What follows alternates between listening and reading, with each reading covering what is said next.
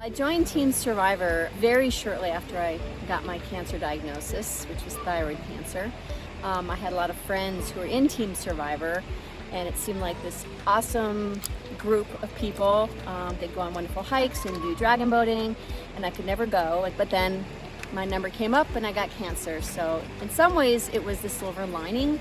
So I signed up for the Mount St. Helens either late 2019 or 2020, but then COVID hit. But I'd already had it in my mind I was going to train for that whenever COVID ended.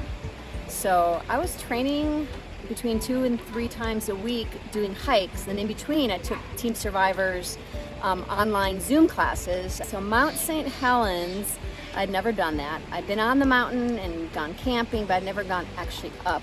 And everyone told me, keep on training, even though I was already fairly well trained, because they said you don't want to just be able to climb that mountain, you want to enjoy it. I really truly got to enjoy the experience. When I got to the top, I was thinking it might be anticlimactic, but I looked over that crater and it just dawned on me, I get the goosebumps now, that was 2.5+ years of training to do a big climb, and I made it, and it was gorgeous, much more beautiful than I thought it would be, and it was really windy, which just added to the whole grandness of that moment. And I really didn't think I was going to cry, but I did, because it was an achievement I had been working for.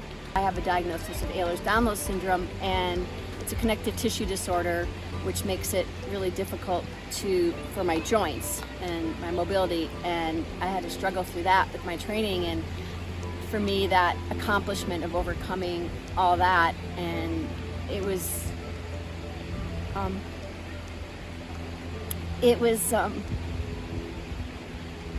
made the accomplishment all the more important to me. I made it, and it was great, and the trainings that the organization put on were wonderful. The people were super supportive, and I'm really glad I did it with this group, just to have all of us come together, no matter our backgrounds, no matter our abilities, to work together to achieve this one goal.